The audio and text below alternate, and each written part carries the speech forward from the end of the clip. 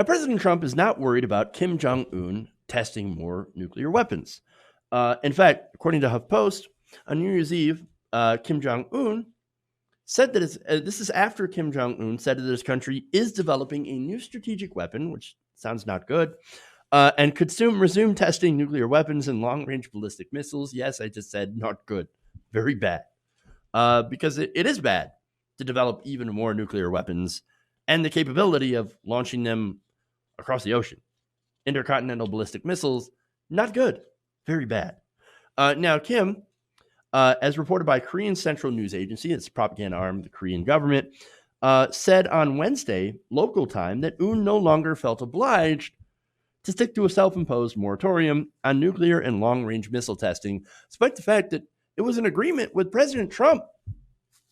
He said that, quote, he was no longer unilaterally bound to the commitment any longer. Yikes. Trump's response was, well, he won't because he likes me. Asked about Kim's rhetoric at a New Year's Eve bash held at Mar-a-Lago, on Tuesday, the president said that he and Kim get along. Quote, he likes me, I like him, we get along.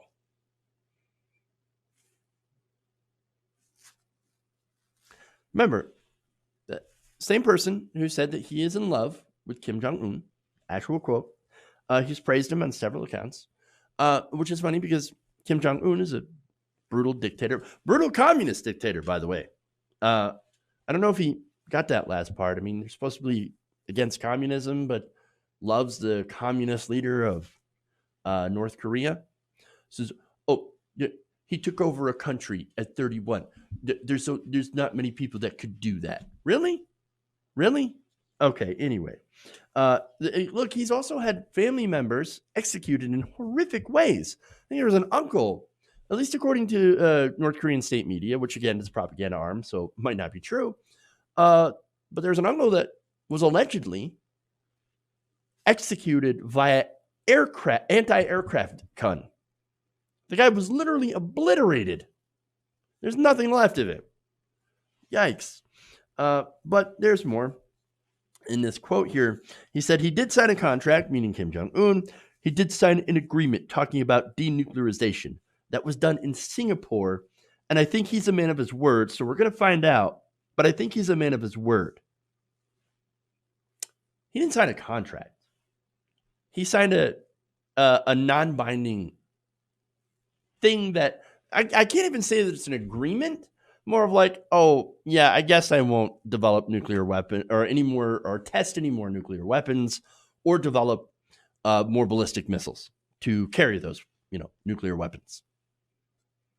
Well, that was it. That was a crowning achievement of Trump's diplomacy in North Korea. He got Kim to sign some sort of symbolic, I guess maybe I'll do this, but probably not. And guess what? Just like we said, that, and look, I'm somebody that wants Trump to be successful when it comes to diplomacy, because I don't want a war with North Korea. I also don't want a war with Iran or any other ridiculous war in the Middle East, but we seem to be edging closer and closer to that, unfortunately. And so now with this new North Korea escalation, oh boy, right? Now Trump, of course, at least he's saying, well, I'm not going to go to war with North Korea, because again, that's the last thing that we want. But at the same time, we are no closer to denuclearization than we were before. So what are you doing out there? But anyway, going back to what Trump was saying, he's a man of his word. Oh, well, I trust him and I like him. And I love him. We wrote love letters back and forth to each other. Oh, my God. So our president is trusting a brutal communist dictator because he said nice things about him and signed a sort of agreement to do nothing. So that's the situation here. Okay, wow. Now, at this point, I don't know who's more dangerous, right, to the country. Kim Jong-un, who, again, brutal communist dictator, or President Trump, who's an idiot and not a very smart person. And again, I'm not saying that, like, okay, maybe I am saying that. Yeah, I'm definitely saying he's an idiot, but he could have done so much better, because at least his rhetoric on foreign policy was less disastrous than other Republicans, right? For example, I don't know if it was Lindsey Graham. Look, Lindsey Graham's never met a war he didn't like. John McCain never met a war he didn't like. And so you've got these, neocons, these war hawks in the Republican Party. Mike Pompeo, who was part of Donald Trump's cabinet, also incredible warmonger, right? Now, thankfully, at least none of them have really got that idea into Donald Trump's head of let's attack North Korea. But it's not like they probably haven't tried on this. But as far as Trump goes, when it comes to his diplomacy, the problem is that you have you have these leaders that he is, been really, really maybe a little too friendly with, right? A little too conciliatory with people like Duterte, people like Jair Bolsonaro. There's a literal fascist, and then of course communist dictator Kim Jong-un. They know how to play him. They know how to play him because he's not smart. And again, I agree with the goal. Yes, let's denuclearize North Korea. I'm in favor of this. But it's very clear at this point, Kim Jong-un's not going to do that. He's going to continue to test out new weapons and then rub it in our face that he doesn't give a damn about any agreement we have with Trump. And the worst part is, what do you do about it? And that's the question, right? Obviously, we can't go to war. I don't want to. That would be an epic disaster.